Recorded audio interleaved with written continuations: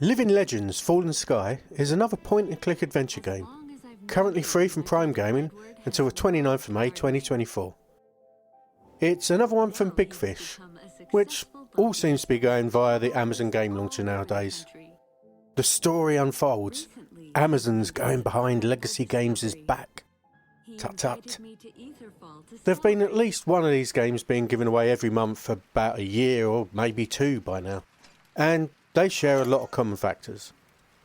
Big Fish games basically look the same. They've got eerie mouth movements on quite nicely drawn but mostly static characters, all on nicely drawn static backdrops. If you're watching the video, you can see it. Take a look at the footage. It's alright, it's okay, does the job. Fallen Sky does have above average voiceover. All the lines are voice acted, and the actors put a bit of emotion into them. Who's come to see old Grace in a storm like this? You're looking for your brother? Well, you have him to thank for this horrible storm. We ain't talking Baldur's Gate 3 level here, but it's not too bad to listen to.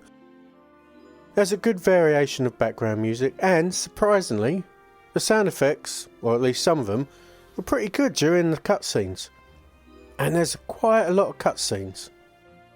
They tell a far more connected and coherent story than the majority of the prior Big Fish games that have been given away. That story is an imaginative reframing of the Jack and the Giant Beanstalk story. You start after the events of the original story and things aren't quite what they seem. It's still not exactly a selling point for playing the game, but it's so much more than the usual afterthought in these games. The usual selling point, the puzzles, are a bit of a mixed bag. There's some that are just trivially easy, they're just not worth doing really. There's a handful of decent challenging ones, and then there was one that I just didn't get. It's one where you have to colour some tiles in, but the picture guide you work from kind of didn't really show you all of the colours properly, as far as I could tell. It might have been a me problem, but I've got to admit I skipped it because I was getting frustrated. That's the only one though. Overall, yeah, they were worth playing the game for. There are actually multiple match 3 style puzzles in this that are harder than you expect them to be. I actually needed to do a bit of trial and error. I mean, there's a definitive way of doing it. None of the drops are random. So yeah, this was a puzzle too, really, and that obviously helped the variety. The finding the hidden object puzzle games were pretty good too. Well balanced, needed a little bit of working out, but weren't frustratingly difficult. This game carries on the trend of restricting the available areas and the length of the object usage chain in the non-puzzle part of the game. But a lot of Big Fish games that have been given away recently have started. When I say object usage chain, that's the sequence of objects that you need to use and carry around with you in inventory in order to open up new areas. In this one, it's rare to have more than 3 areas open at a time, and a lot of the objects you need to use on the screen are already in the screen. There's not that much backtracking, which I kind of prefer, but might not be for some. Some people might like a more complicated chain. This does make the game shorter than the others though. It clocked in for me, I was playing on advanced mode, at just 3 hours until I'd finished it.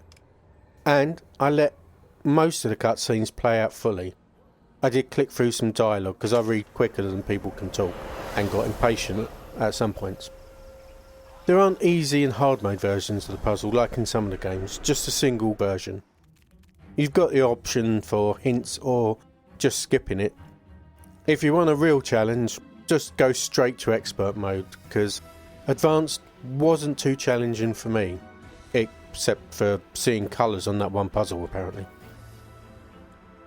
I enjoyed Living Legends Fallen Sky. It's the first game that got a laugh of me right at the beginning. I'm going to end the video with that clip, by the way. And I like the story, which is a definite first for these games. If you enjoy this genre game in general, you should grab this one. It does all the things that it's supposed to do well enough to make it worth playing. So I recommend it for you. If you've never played one, this is a nice short simple version to try while it's free. And I am 90% certain that I've said that in a previous review for one of these games. That's what happens. They're basically all the same. If you don't like this genre game, I have no idea why you clicked on this video and stay till the end, but I appreciate it, so feel free to like and subscribe. Alright, time to stop shilling my channel. I'm off. Thanks for watching, and I'll talk to you soon. Goodbye.